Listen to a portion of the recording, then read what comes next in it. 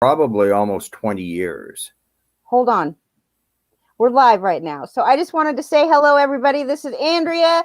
We are doing Nothing But Fantasy on Tuesday night. It's our interview show, 7 o'clock Eastern time. And of course, you see me on Saturdays doing 10 a.m. talking fantasy baseball. That's when I get to do, well, not get to, but I do the show by myself. Of course, then I get to rant on for however long I want. But today we're joined by an extra special friend, somebody who actually I've known as long as Lenny, almost, like maybe just a couple days longer I've known Lenny, but Tim McLeod is here with us. And, you know, normally I would say Tim McLeod is from so-and-so website, or he writes for this and that. But I literally, when I did a web search for you, you've probably written articles for every fantasy website. You've been associated with every, like, everywhere. And right now you do the Prospect 361 podcast with Rich Wilson. Yeah. And I know you're a big part of the Facebook group Baseball 365. You're also in Tout Wars. Are you in Labor? Yeah, I'm in Labor and the XFL. XFL. Yeah. And I mean, the list goes on. And really what you specialize, what your expertise is in mostly is prospects and players from Korean baseball and Japanese baseball organizations.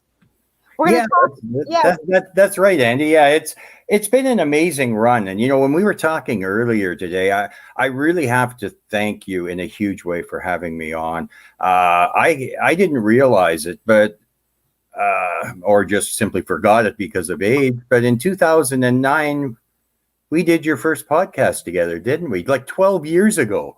Like, okay. Wow. So I go and after we talked about that, yes, you were the first person who ever did a podcast with me.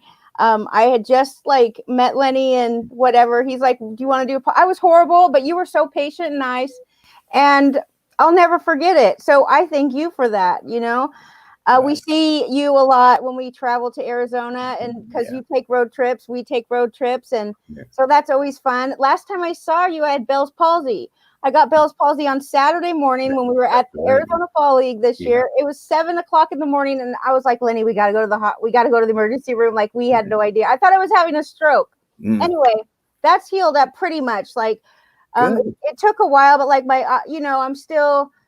nerve is still learning how to work with the other side of my face. But I mean, if I'm like this forever for the rest of my life, I'm good. You know? Well, I can tell you, Andy, you don't look a day older than 2009 when I first met you. I love you. Okay. I love you. So let's just leave it at that. I did a search on Blog Talk Radio for that, like our first show. I wanted to find it. And, you know, I found one of Lenny's old shows. I also found some Fantasy Pros 911 shows, but really I found 37 pages of Lenny Melnick baseball show.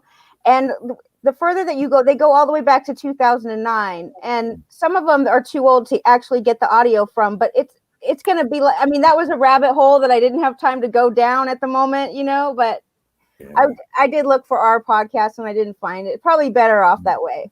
Well, one of the first podcasts that I ever did, and I was absolutely terrified, and it was with Lenny.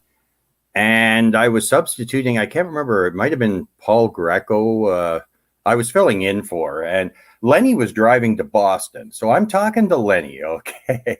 He's driving away down the highway.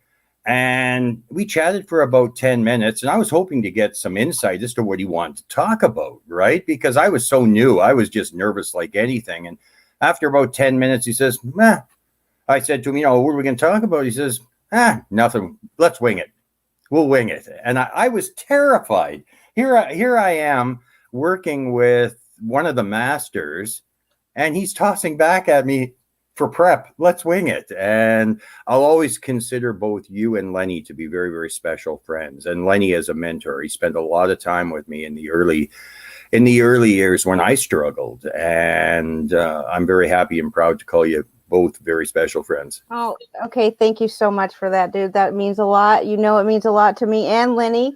You know, the whole wing it thing. Let's just wing it. Like, for me, I always worry if I'm going to have enough to talk about, like to fill up the show. Like Lenny always taught me to always have extra stuff just in case, like if your guest doesn't show up or whatever. Yeah. And it's like, it doesn't even matter. I know myself so well, but I do not ever accept the fact that I have plenty to talk about. Believe me, I will never run out of baseball stuff.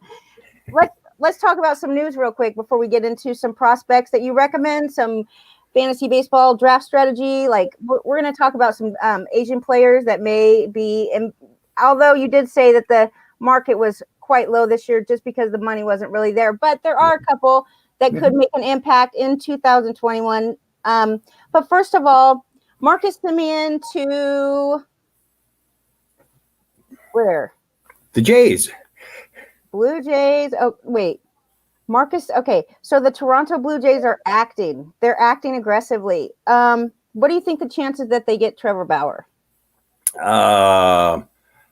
I wouldn't rule it out, but I have my doubts as to whether or not they'll play the game with the amount of money being tossed around. Hey, it's a possibility, but definitely the Jays window is opening, with Bichette and all of the younger players, Vlad Guerrero Jr., they just signed Springer.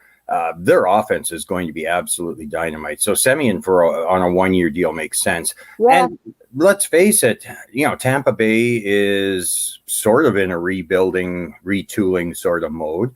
Boston doesn't have any pitching, and Baltimore is definitely in a full-blown rebuild. So there's a window of opportunity for the Jays right now, and I'm very, very happy that they're taking advantage of that and going all in this year. I think it's a great plan.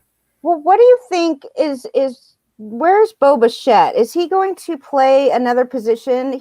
I don't see that he's ever played any place but shortstop. And also the same goes for Marcus Semien. They're both shortstops, and that's it. Although for Marcus Semien, let me make sure. Yeah, Marcus Semien did play some other positions. Yeah. It looks like he played in 2014. He played some second and a little third. Yeah. But since then, he's been solely shortstop. What do you think is going to – they're definitely not taking Bo Bichette out. No, Bo Bichette's anchored at shortstop. I think, they've got some options. They can use Semien at second base, which is, I think, more than likely the plan, and move Biggio to third base. Biggio to third. Or vice versa. But for sure, that's it. That's right. That's going to happen. Vladdy goes to first. Yeah. Kevin Biggio goes to third. Marcus Semien at second, and Bo Bichette at shortstop. The whole Bauer thing, I don't think that the Blue Jays are going to go in on Bauer, only because I do think he's going to end up on a very short-term contract. I think that he's looking for a team that's ready to compete this year and who's going to pay like high 1 year salary, or maybe two. But I am venturing that he's sticking to the 1 year thing. I hope he does. I really do. Yeah, it's a gutsy move, but it's something that he has mentioned numerous times in the past. He'd like to go 1 year deals. And hey, it's great if you pitch well. It's not so great if you don't. But I'd love to see it too. I think it would be so Trevor Bauer, wouldn't it? I just love it. Okay, I love it. I also think that it could change the way that we do the whole long-term contract, especially for a pitcher, is so risky for both the player and the team, but mostly risky for the team. You get stuck with a pitcher for like 4 years after he can't pitch very good anymore, But Bauer's an interesting case. He says he wants to talk to only teams that are going to at least consider pitching him every fourth day, which means that a lot in this day and age, because, there's lots of – I don't think that any pitchers are going to hit 200 innings. What do you think of that? Because of the shortage last year of innings. Yeah, it's very interesting. I think when we're looking at our plans in redraft leagues for this year, it's definitely something that we should take into consideration, because let's face it, last year, all of the young guns that came up, Tarek Skubal, Sisto Sanchez, all of those young pitchers basically tossed 40, 50 innings at best. To expect them this year to jump up much past 130, 140 innings, I think it's a pipe dream, Andrea. So I think when you look at innings pitched this year, I'm going to take in redraft leagues and focus a bit more on, say, a guy like Dallas Keuchel. Dallas Keuchel. A guy that I think can pitch close to 200 innings. I think Max Scherzer right now, Max Scherzer is going further down the board than Walker Buehler. Okay, Max Scherzer is going to pitch 200 innings. He'll be one of the pitchers that I see going 200 innings. Walker Buehler, I don't think is going to pitch much more than 160, 170 innings at best. Hey, the Dodgers are pretty well in the playoffs before the season starts. They want Walker Buehler at 100%, okay, and Clayton Kershaw for October. They don't care if he throws 200 innings in the regular season. The same with Yu Darvish. San Diego doesn't want Yu Darvish burnt out in September. They want him for the playoff run. So I think it's going to be very, very interesting when you start looking at the combination of veteran pitchers on contending teams and young pitchers that we might be anticipating are going to pitch a little bit more than they actually are. So some of the mid-tier Hendricks, Dallas Keuchel, Kevin Gosselin, some of the solid pitchers that are down there, I'm starting to elevate a little bit.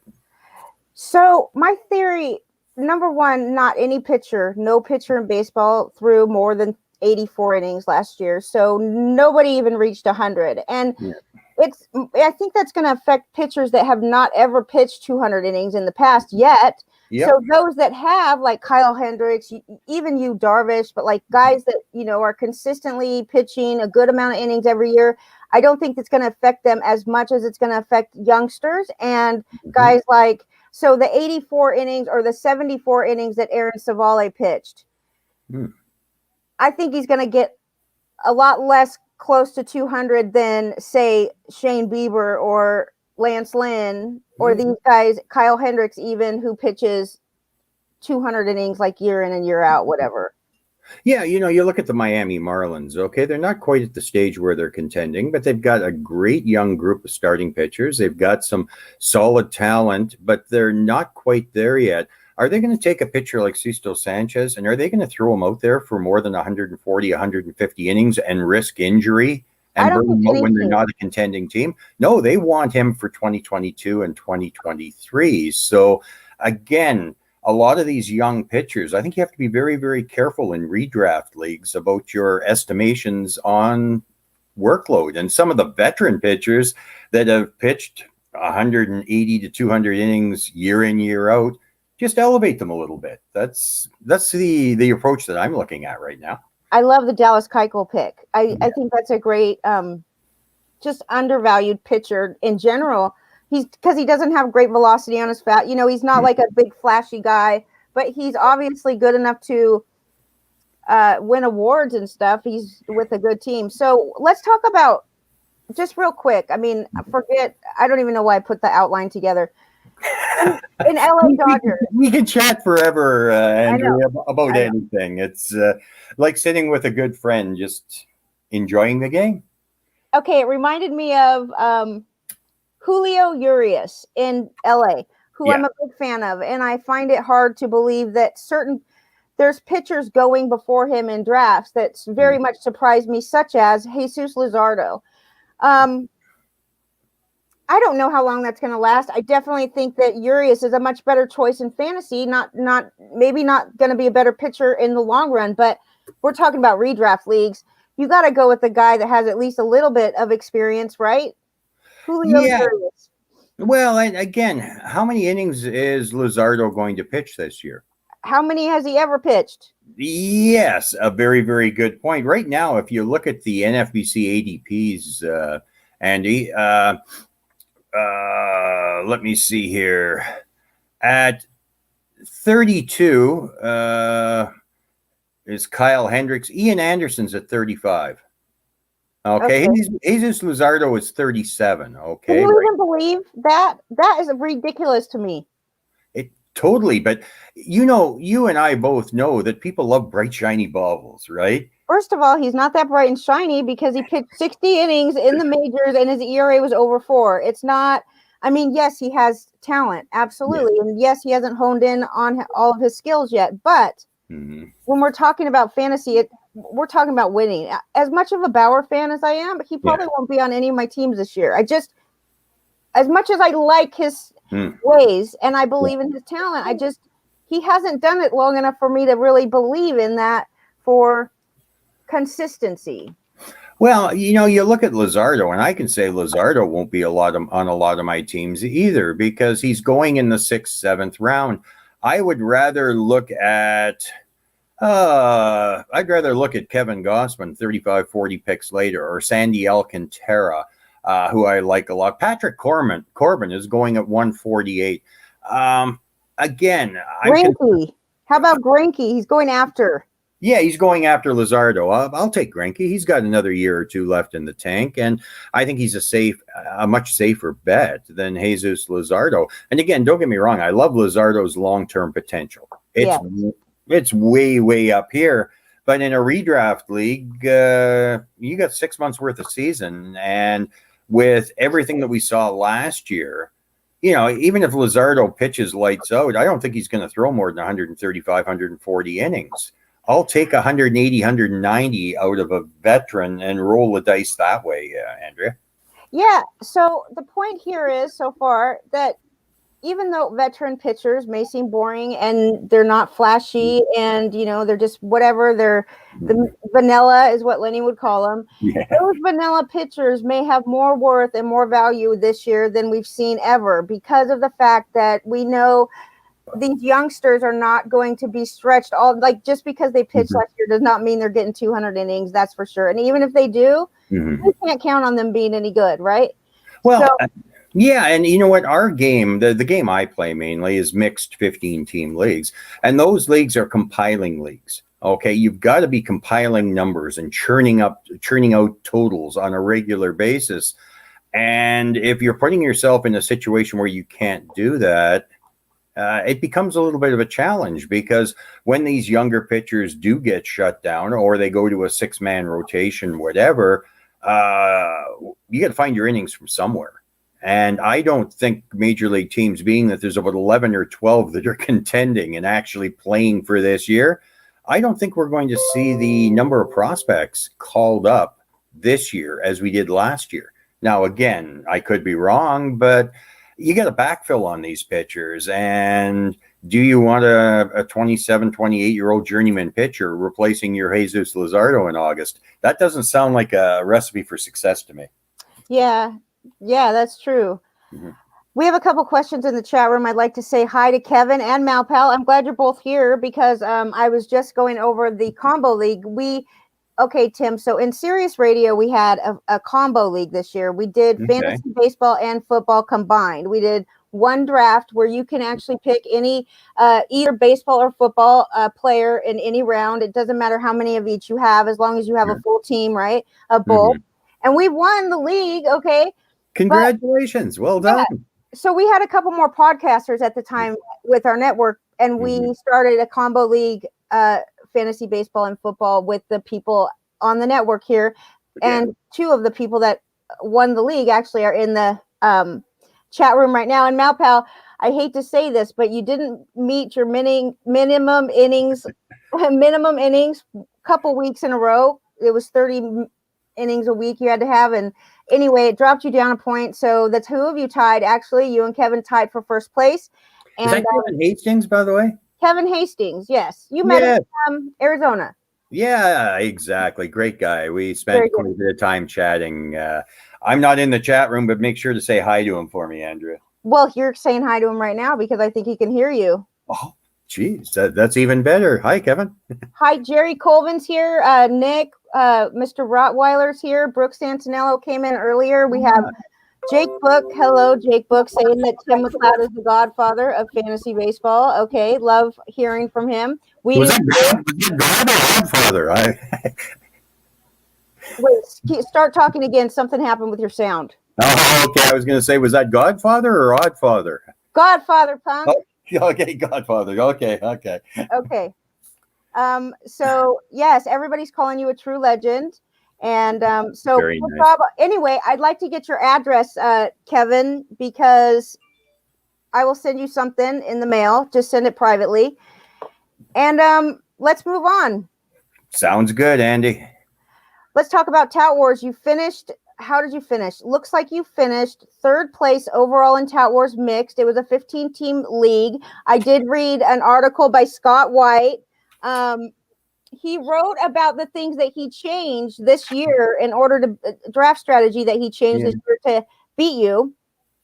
He said that you were actually in the lead going into the last week of the season, and you ended up finishing third place overall. Talk to me a little bit about, your takeaways from Tout Wars Mix this past season. Well, I had a plan, and I think I executed it fairly well. But ultimately, in any league, I think the goal is to try and set yourself up for success. Okay, if you set yourself up for success, one of two things is going to happen. You're gonna win. You're going to finish strong, but you're going to be in the chase. And what happened in my case, Scott played a really good game. He's a great player. That league is. That mixed tout league is full of great players. And going into the last week, I had a 1.5 league, and then everybody got hurt and sat in the last week, and I watched my lead.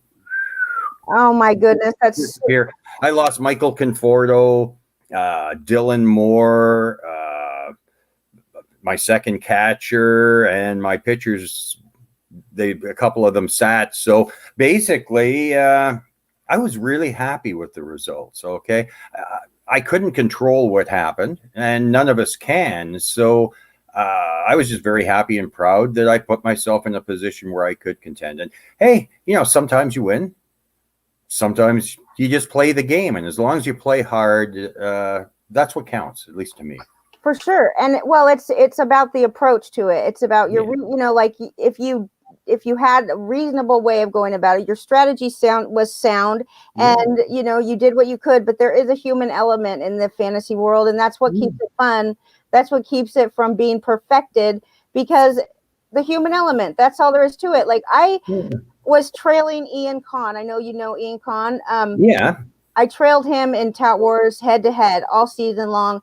I was like right behind him at the very end. And all of a sudden, like the very last week of the season, one of my pitchers gets hurt. One of my pitchers goes like one inning. Denelson Lamet was on my squad, and I was really relying on him, and he ended up coming out injured. So it's just like, what are you going to do? There's nothing you could do. But I remember when Lenny won Labor, and it was like one stolen base that was, the difference in the game, and he was just pacing everywhere. It was probably Cameron Maben that got it for him. I think it was. I think it might have been. I totally think it might have been. Okay, so moving on. Anyways, congratulations on the combo league. You guys did a great job. George did a good job too, and Taco came in third. Excellent. Congratulations to all of the finishers. Well done. What about this year? We haven't really heard what's happening, but Labor should be coming up in the middle of February. It normally does. I'm assuming it will be online this year. Yeah. Which is fine. Yeah, I got an email from Steve Gardner a couple weeks back, and they're looking at the middle of February for the Labor Mixed, and I'm very, very thankful and honored to be partaking in Labor again this year. It's a lot of fun, and again, I had a good year there last year too. I finished fifth. I've been 3 years now. I've got a second, a third, and a fifth. So hopefully I'll end up with a first or a fourth this year to fill out that string. But again, I think we'll see it sometime around the middle of February, because I know Steve likes to have that for his fantasy guide for USA Today. So again, looking forward to it and ready to roll. And you're going to be back again this year, I assume. You were in Labor Mixed last year, weren't you, Andy? Yes. Okay. So I have not done well in Labor at all. Like I have not. I don't know what it is. The first year I was in, was it?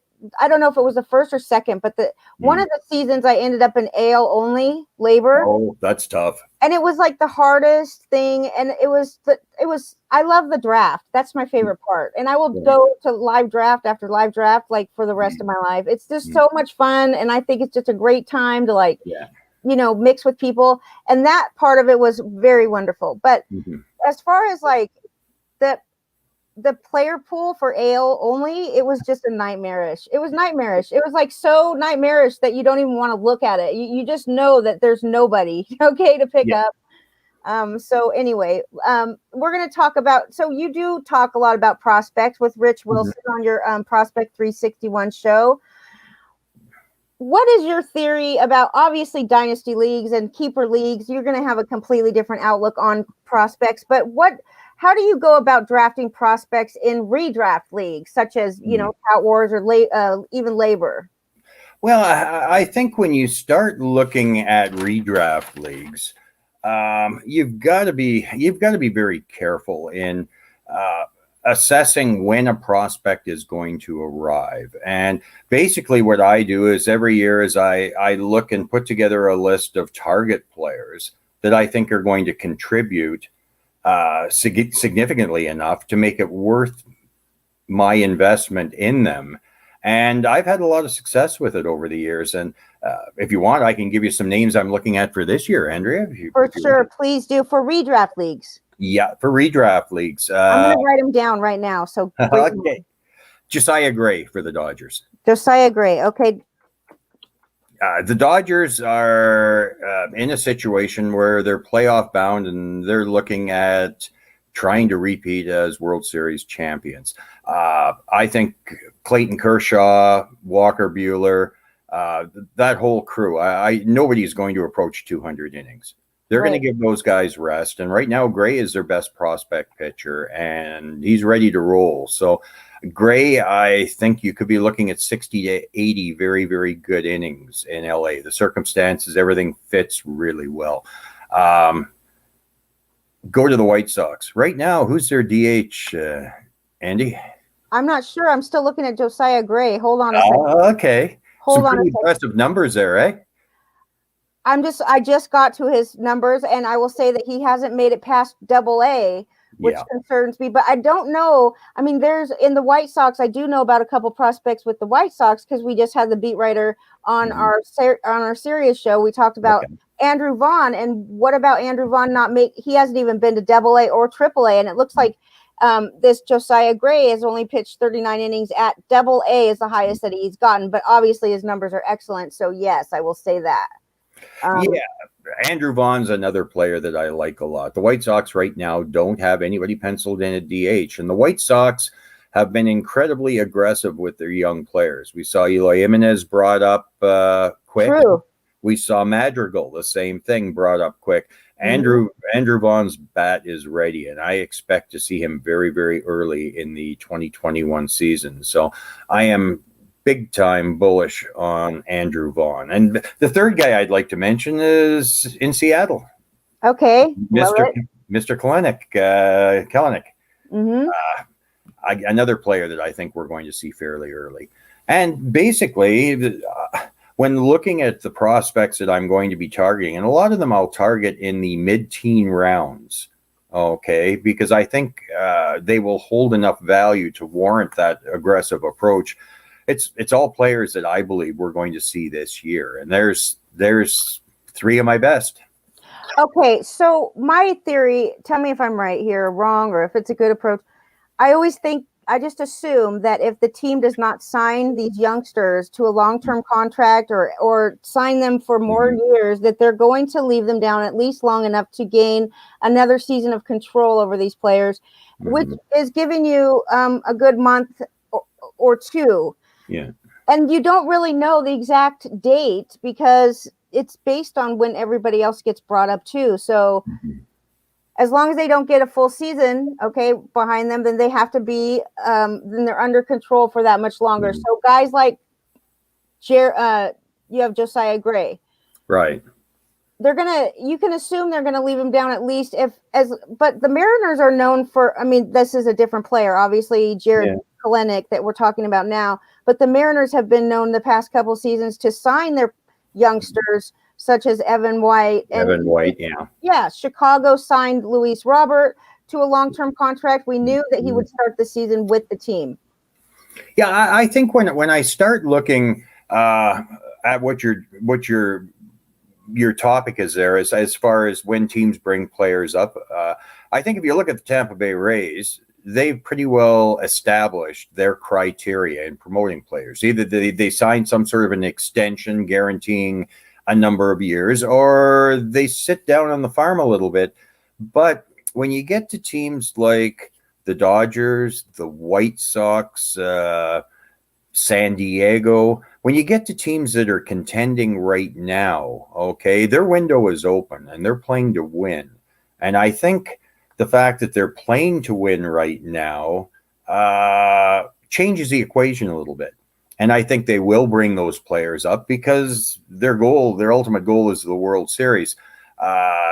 Teams like Pittsburgh, no, it's a different story. Or Tampa Bay, they're not going to bring these players up. Andrea, I agree with you. So I think you have to look at it on a team-by-team basis and see what the organization has done and how aggressive or not aggressive they've been with these young players. And again, team by team, and go from there. So the Mariners, I'm always like, the Mariners aren't getting to the playoffs. We know that they're rebuilding, but they're more like, in my opinion only, it's just an opinion and it's not, set in stone, or I'm not trying to act like it's true 100% of the time, but I feel like they have more reason to let their prospects come up and make mistakes and get, maybe get them ready for next season when they can possibly compete. Well, I think Evan White is going to be a fine player, and he signed that extension. He's obviously going to be manning first base. Yes. You look at the outfield, and you get Clinic, you've got Kyle Lewis, and there's this other kid that could be the best of the bunch there in the outfield. A certain Mr. Dominguez, if I'm not mistaken. I'm looking at some questions in the chat room now. Again, I think the Mariners are going to be fairly aggressive. I think their window is going to open fairly soon. Brandon Marsh. Brandon Marsh? Yelling at me. Brandon Marsh. Do you remember seeing him? We saw him together last year. Kevin was there. Brandon Marsh in the Angels, outfielder. Yeah, he reminded me of what's his face in Washington. Played for years and years. They even resembled each other. Okay, Kevin came up with this. His name is what was his name? He used to be on the Phillies before he got over that is correct. And I'm just having brain fade here, Andy. Kevin, what's his name? The guy that signed a long term for the Nationals. After he was anyway, okay. He reminds me very much of him, and I like Brandon Marsh a lot.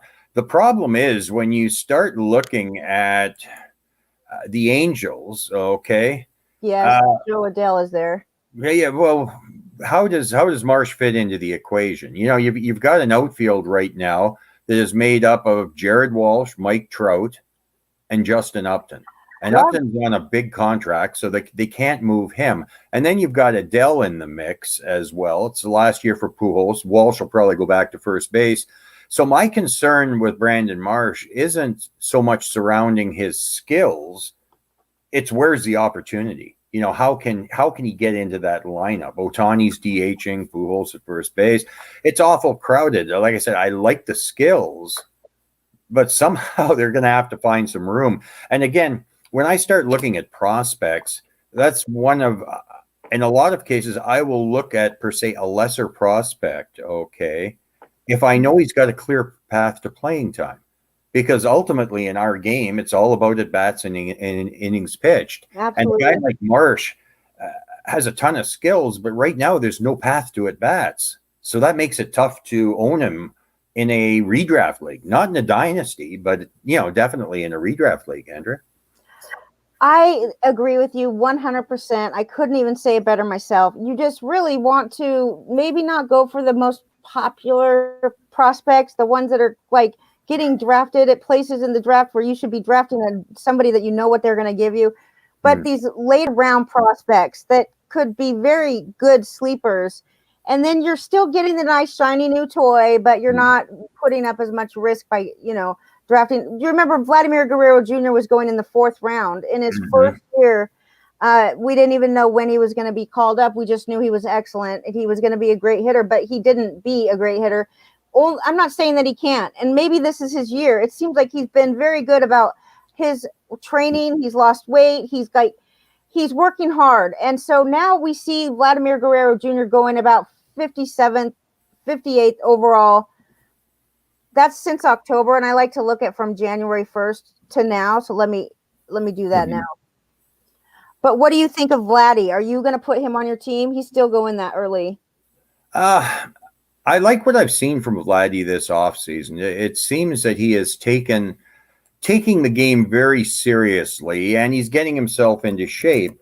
But again, Where you have to draft him. I'm not going to pay for him. I'm not going to pay for him, Yeah. Andrea. I think there's, hey, at some point in time, he could very, very easily explode and become the player we think he could be. But I'm probably going to shy away this year because I think the price is going to be off the charts high, and I'm just not quite ready, okay, to pay that price. I agree with you. So if you had a choice between Matt Olson and Vladimir Guerrero Jr., I'll take Matt Olson. okay. What about Michael Conforto? I like Michael Conforto a lot. And I play in a lot of on-base percentage leagues. I would probably take Conforto. He's probably going to be going a round or two later than Vlad Jr. So, can you even believe that? That's true. He's going 74th overall right now, and Vlad Jr. is going 57th overall. Mm-hmm. Imagine, I would never take Vladdy over that. I would never. But although, okay, Matt Olson, on the other hand, did not have a great season. As much as we love his power, he's got a real problem with his batting average. There's a lot of miss in his swing and miss game. Yeah, definitely. But again, if you're looking at targeting a Matt Olson, okay, you're looking at probably what, 5th, 6th round. You've got to build into your team and your team construction enough batting average or OBP to be able to afford to take him and not be too much of a detriment to your overall numbers. And that's something that I find a lot of newer players to the game miss quite a bit, and that's team construction. And I think sometimes we don't emphasize how taking a player with your first pick affects the second pick, affects the third pick, and at the end of the day, you got to have 14 bats, 9 pitchers, and it's a sum total of all those parts. And team construction, I think, is really undervalued, underrated in our game. And again, if you're looking at a Matt Olson, you've got to make certain plans. If you're looking for a speed player early, you can pass on certain players. And again, you've always got to be looking at the potential whole, not all of the individual parts. At least that's my philosophy. Well, we agree with you 100%. When it comes to sleepers, you're talking about, or late round picks, people like to talk about late round draft picks, sleepers. Yeah. This doesn't apply across the board, because if you draft a guy like Matt Olson, okay, and you end up with this type of batting average, then your type of sleeper is going to be a guy that has a good batting average, that plays every day and can actually even out your problem areas. So towards the end of the draft, the sleepers are just personalized to who you need on your team based on the categories that you're falling short. Well, yeah, and you're looking at 7 slots in your minors. Okay, I would say reserve 1 or 2 for prospects you like, but the balance of your depth, you should have probably a setup guy in there, maybe a couple pitchers, and guys like, who I like for a bench slot this year. He's getting absolutely no love at all, but it's David Bote in Chicago. Lenny likes him too. Well, he's probably cheering right now. The reason that I like Bote so much is because he qualifies at 2nd and 3rd. And with what's happening in Chicago this year, they're moving players out there in the rebuild. Bote's going to play full time. Yeah. And that counts. If you can get a player that can back up and cover several positions in a mixed league and is going to play full time and get the at-bats, I love David Bote for a bench slot. I really do. So David Bote played last year. He played third base, second base, and first base. He's not going to qualify at all those, but he should qualify at 2nd and 3rd. I love the position eligibility. I also agree with you that the way that their Cubbies are going, it seems like they're on a mission to shed players. Not they're rebuilding. So Bote is almost guaranteed to have a lot of at bats. There's another that reminds me of a player that you guys were talking about on your recent shortstop podcast with Rich Wilson for Prospect 361. You guys talked about not even a shortstop, an outfielder, a speedy outfielder in Houston that is actually on the depth charts as a starting outfielder. And you guys were talking about how quick he is, that he stole 70 bases in the minors just a couple years ago. Do you remember his name? Miles Straw. The straw that stirs the drink. Yeah, Miles Straw right now is penciled into center field in Houston. Now, if Houston doesn't go out and pick somebody up, he's got full-time at bats. Right now, Roman Quinn in Philadelphia could find himself in a situation. Well, if he can stay off the IL for 15 minutes, Roman Quinn is currently penciled into the center field slot in Philadelphia. There's two players, especially Straw, because it looks like right now there's no competition. But a player like Straw could very easily give you 30 stolen bases, and you're gonna pick him up in the latter rounds of most drafts. No question. Yeah, that's pure gravy. Okay, so let's talk about Miles Straw just for a second, because I think it's worth talking about. He plays all over the place. Like he's on the depth charts as like third or fourth at this position, but he does play second. He can play left. He can play shortstop. He can play center. So, I mean, here's a guy that runs. We know he runs hella fast. Mm-hmm. Whether or not he hasn't had a lot of success at the major league, but Rich was saying to the tune of, we don't recall hearing about him. He was not a very highly touted prospect. You don't remember hearing his name, as he was coming up. But for me, I really don't think that means a ton when it comes to can they be successful at the major league level. It looks like this guy Straw is listed on the depth chart as the starting center fielder. The fact that he steals so many bases tells you right there that he's probably a good center fielder. Yeah, he is. And if you take a look at his historically, his walk rates are solid. He doesn't strike out at an inordinately high level. And again, you look at Houston, okay? They just spent a pile of cash on Michael Brantley, right? Mm-hmm. How much more money is Houston going to spend? Okay. They could very easily take a look and say, you know what, with our offense, with Bregman and Altuve and Correa and everybody that we've got, Tucker, we can survive and do very well with Miles Straw in center field. And that becomes a huge bonus to us in our game, because a full-time Miles Straw, again, could be 30 stolen bases. And right now he's fairly off the radar, especially in shallower 12-team leagues. So, yeah, I like him a lot. He's got a 73% contact rate in the majors.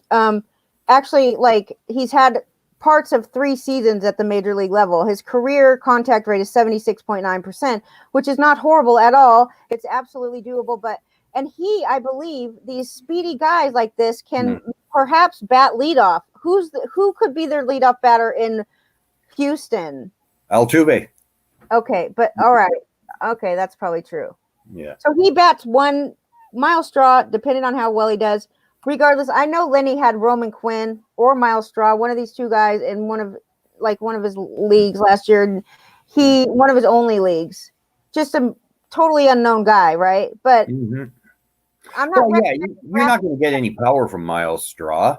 What you're going to get is speed. And again, if you're looking at the later rounds of a draft and you're in need of stolen bases, hey, if he's there, why not roll the dice? He's proven in the past that he can run. And hey, he better start running, dude, because his years are running out. He's starting to get to the age where he's starting, it's going to start going backwards. He's at 26 right now. Mm-hmm. So he's not a kid. He's been around for a while. But again, that's the sort of player you can look at later on in a draft that has the potential to reap huge rewards for you. What about, we have a question in the chat room. They want to know what you think about Vidal Brujan, the Tampa Bay. I love the skills. I love the skills big time. He plays in Tampa Bay. And second base. And that's the issue. If in redraft leagues, I am probably going to avoid absolutely everybody on Tampa Bay. And well, especially Yeah. because they're not reliable for fantasy owners at any position, but Brandon Lau. Yeah, well, again, he was in a situation where I think he signed a 6 or 7, maybe even an 8-year extension. Okay, and that's why we saw Brandon Lau early. It's the same reason we saw Evan Longoria early, because he signed a big extension. Blake Snell signed an extension, and he's now pitching for the Padres. My problem is right now when you look at Tampa Bay, you got Austin Meadows, you got a Rosarena, Lau. Hey, you know what? Their team could be better if they bring these prospects up. Do I think they will? Well, they've never shown an inkling to rush any of their prospects. Hey, if Brujan signs a deal tomorrow that buys up to and including the first year or two of free agency, hey, grab Brujan, grab him right quick. But are you willing to sit on him for possibly the whole year? Tampa Bay could keep him at double AAA for the whole season. And in a redraft league, a player like Andrew Vaughn interests me a lot more because I believe he will be up. Brujan, I don't think it will happen until later on in the year. Now, if he does get called up at some point in time, hey, hope you got enough fab to buy him. What about Shane McClanahan? He is a one that you mentioned before on Facebook in the group when Snell went to the Padres. Shane McClanahan, tell me your thoughts on him. Well, I look at the Tampa Bay rotation, okay? And right now we're looking at Tyler Glasnow, who's had some health issues, but Glasnow's solid. Ryan Yarbrough solid. Then we got Michael Wacha, Josh Fleming, and Trevor Richards. Right. Okay, none of those three instill fear in the heart of man, and Andrea, to say the least. Mm-hmm. So based on that, where are the Rays going to turn? Okay, they could look at Luis Patino, but I really like Shane McClanahan, the southpaw. I think there's an opportunity there based on the current Rays rotation. And I think we'll see him at some point in time this year. I like the skills. I like the skills a lot. There's another pitcher as well that I like, and that's Joe Ryan. And both of these pitchers are going to be sitting at AAA. I would put McClanahan and Ryan right now, in my mind, are ahead of Luis Patino, who they just traded for. I think McClanahan and Ryan are both ready, and I think at some point in time, we're going to see them in Tampa Bay this year. Yeah, McClanahan was the first pitcher ever to make his major league debut in the postseason, and when he did make his major league debut in the postseason, 9 out of 15 pitches were clocked at 98 or more miles per hour. He had, he's had a cup of coffee with the Rays, so there's a chance that he comes up. There's another question in the chat room for you. Everybody loves you, Tim McLeod. Everybody loves you. Well, Andrea, high 90s from a southpaw. Like, man, that's scary stuff. It really is. It scares me anytime someone pitches high 90s because they're going to throw their arm out any day. That's how I feel. Grayson Rodriguez is the next guy from the Orioles. Grayson Rodriguez, are you familiar? Yeah, I have in redraft leagues no interest at all this year. Okay. The Orioles are rebuilding. They're several years away, and I like Grayson Rodriguez, but I don't think he factors into redraft leagues this year at all. Do you know who Reed Detmers? Do you know who that is? Reed Detmers. I'm not really sure if he spelled it right. It's spelled R-I-E-D Detmers, D-E-T-M-E-R-S. Maybe that's not a person. Yeah, no, it is. He's a starting pitcher with the Angels, 21 years old, southpaw. Marty. Hey, long term, like the kid a lot. We're not going to see him in this year. He was just drafted in the 2020 class, 10th overall. Yeah, I like the kid long term, but for this year, no. Hey, you want a long shot sort of gamble on pitching for this year? Here, I'll give you a couple names. Logan Gilbert in Seattle. Logan Gilbert. Okay. And Daniel Lynch in Kansas City. Okay. Both big arms and a ton of talent. I think there's a chance that we see them for a cup of coffee this year. And hey, they got some serious skills, both of them. Again, it's not something that I'm going to be looking at building into my initial draft in redraft leagues. But both of those pitchers, I'm going to be tracking on a start by start basis. And should they be delivering the goods that I think they can, they're the type of player that you'll see in my waiver wire article 2 weeks before they get called up. That sort of a situation. Love it. Where's your waiver wire article publishing at? It's I throw it up on the Facebook page, but again, it's through Rich's site, Prospect 361, and I do it every Sunday to try and keep it as current as possible. So we publish on Sunday afternoon, and we discuss it on the Sunday podcast each and every week. Love it. So you definitely know, everybody knows about your podcast for sure. And your Facebook groups are like bustling all the time with baseball talk, and it's excellent. Jason Worth is the player that we were comparing to. Yeah, Jason Worth. Yeah. They told us in the chat room. And then I wanted to end the show. I know that you and Jody are going to have dinner, so thank you so much for your time tonight. But I wanted to end the show with a couple of fantasy baseball tools that we use that like maybe people don't talk about. Like everybody knows about Fangraphs. Everybody knows. But there's one that I will bring up because it's not brand new, but I did see that the author, Tanner Bell, he just came out with a new book. And so the website is called smartfantasybaseball.com. And I learned a ton from this young guy, Tanner Bell. He's a very nice guy too. He's really into numbers. So like Excel spreadsheets and stuff like that. He can teach you. He's got videos. He's got like lessons on how to use standings, gains, points. Just a lot of information for people that love to crunch numbers and work with Excel. Tanner Bell wrote a couple books. His latest one is called The Process, and he's written that with Ryan Zimmerman. Zimmerman. Wait, no, that's not the right name. Is that the name? I have no idea. I'm still writing down Tanner Bell. I'm gonna look into that when we get off the air, Andy.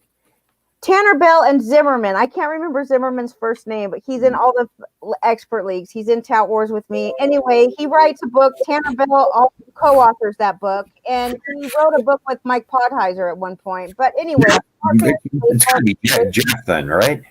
What? Jeff Zimmer. It's Jeff Zimmerman. Yeah, it's Jeff. Yeah, good friend. Yes, great player by the way as well. The Washington Nationals. That's I know for sure. So yeah. Anyway, Jeff Zimmerman and Tanner Bell. But that's an excellent website that's free, and not a lot of people know about it.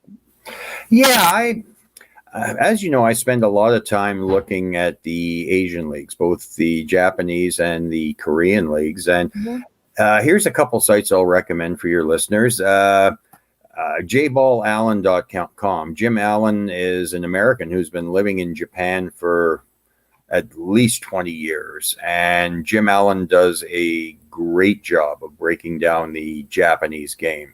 I'm a regular reader of his stuff. There's a site called MyKBO if you're looking for information from Korea. And again, another great site. I hang out in my spare time at Patton and Company, a site run by Alex Patton in conjunction with Peter Kreitzer, Mike Fenger. And it's a message board type site, and it is filled with some of the sharpest minds in the game. Love it. Especially if you're playing single league formats. Again, Patton and Company will provide you some answers, especially in those deeper leagues. And again, Alex does a great job. He's a true legend in this game. Tell me how to spell the website name. It's Patton and Company, pattonandco.com. Okay, so it's Patton and the word and, Patton and CO. No, just the and sign or and. And sign, okay. Yeah. So the shift 7 sign, shift 7. Shift 7, yeah. Okay, there we go, yeah. Pattonandco.com. Sounds good. I love these, I love the forum type atmospheres because that means that people can go there, they can ask questions, and they'll get an answer, and they'll be able to discuss whatever it is on their mind with actually people that are, you wouldn't expect to like reach these people normally. And if we didn't have the technology we do, then you wouldn't be able to ask these questions. So that's a bonus that we have nowadays. So those are great. 3 websites. I gave you one. They're all free, right? Yes, they certainly are. The other one that that I use quite frequently is Fangraph's roster resource. When I'm looking at player databases, okay, the roster resource link at Fangraphs gives you pretty well everybody in their system down to A-ball, including current lineups. They update it on a regular basis, Andrea, and they do a great job. So there's a few sites that I hang out at, and of course the Facebook page. Where you can reach me. You can reach me there on a regular basis, or again through Prospect 361 and either the podcast or the actual site. So hopefully that helps your listeners out a little bit. I think it will. One more thing about Fangraphs before we go. Okay. You talked about the roster resource, and I can't even stress how important it is to look at batting order. If you have to choose between two players and one guy hits at the top of the order, the other guy hits at the bottom of the order, that makes up your mind immediately. So do look at those. And at Fangraphs, I don't think people realize that even with a free account, you can create your own list. You can put whatever stat categories you want in there. You can choose whichever ones you want, and you can create lists of those players, like for leaderboards, or you can even make lists that have certain players in there to compare players with each other, and they save them in your account even if you have a free account. That's one thing that I didn't realize for a couple years after I started using Fangraphs, but of course that's free, so that's an extra. It's very user friendly, and for old guys like me, that counts. For young guys like me, am I young? No, let's pretend I am. Okay, you're young, Andrea. You're very young. Thanks so much for coming on tonight, Tim. Everybody loved it, and you're a hit. You're a good friend of ours too, and we love you. Thanks so much, Andrea. It was a pleasure getting to spend some time talking up the game with you. And you get off the air, give that Lenny guy a big hug for me. Miss you, and hopefully we'll see you again in Arizona this fall, my friend. If not this fall, some fall. Tell Jody hello. Enjoy your dinner. Okay, thanks, Andrea. Okay, bye.